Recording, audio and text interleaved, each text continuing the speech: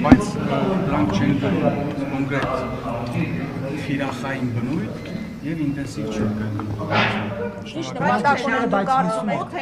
Լսեք, հիմա սահմանան, լսեք, դա ես չեմ կարող ձեզ այդ բանը բացատրեմ։ Դա պետքա գոնե մի երկու ամիս սահման պահած լինեք, որ իմանաք դա ինչի համար արվում։ Հիմա դուք կարող բացատրեք։ Չէ,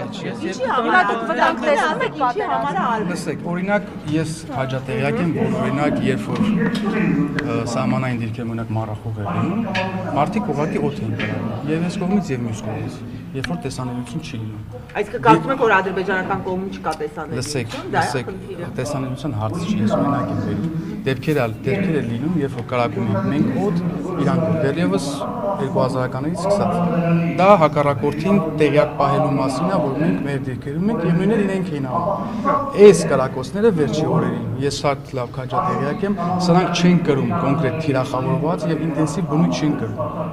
Վիրավորներ չկան։ Ոչ, դա պատճառներից մեկն է, էլի եմ ասում, դրա համար դուք սահման չեք բայց չեք կարող դրա մասին իմանալ։ Չէ, ես չեմ արդարացնում, բնականաբար, եթե արդարացնելու լինել, ասենք հիմա ադրբեջանական կողմը որ անդադ բան, հապատակություններ տարածում, որ հայկական կողմը կրակում է։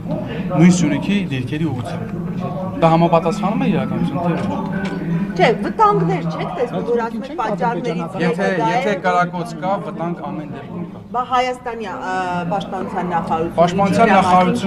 Պաշտպանության նախարարության հաղորդակցությունը կարդացել եք, այնտեղ բան կա, որ անհասկանալի։ Ասում եմ վտանգավոր չեն այդ կրակոցները, բայց խնացախի բնակիչներն անհանգստացած են։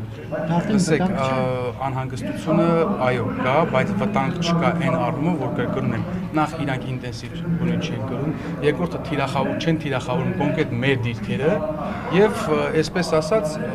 հենց այդ անհանգստությունը առաջացնելու պատճառով է։ Մեծամասամբ եւ իհարկե խաղաղության օրակարգը հիմա դուք հակառակն եք ասում, ճիշտ հակառակն եք։ Հենց նոր դուք ասում եք, եթե կա կրակոց, կա վտանգ, հիմա ճիշտ հակառակ բան եք։ Չէ, վտանգ ինչի նկատմամբ։ Այսինքն մարդկանց կյանքին վտանգ չկա, որովհետև կրկնում եմ թիրախավորված չի, կոնկրետ ինտենսիվ չի, ասենք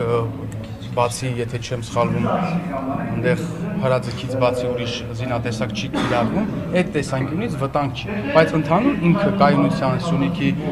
սահմանամերձ գոտիների համար բնականաբար վտանգ է ներկայացնում։ Ինչու է Ադրբեջանը նսեմացնում խաղաղության օրակարգը ձեզ։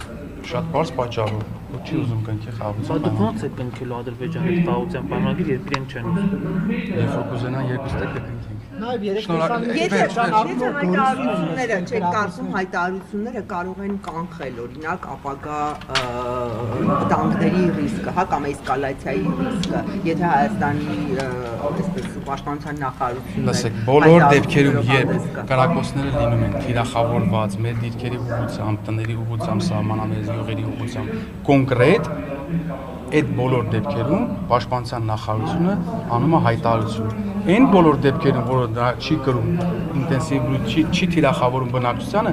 ես կարծում եմ, որ հայտարարելը դրա մասին պաշտպանության նախարարության կողմից կարող է հակառակ էֆեկտ է տալ։ Իսկ կարող է կանխարգելիչ քայլ ունենա, դա չէ։ Լսեք, ինչի կանխարգելիչ։ Ես չեմ կարծում։ Ապագա ռիսկերի։ Ոչ, չեմ կարծում։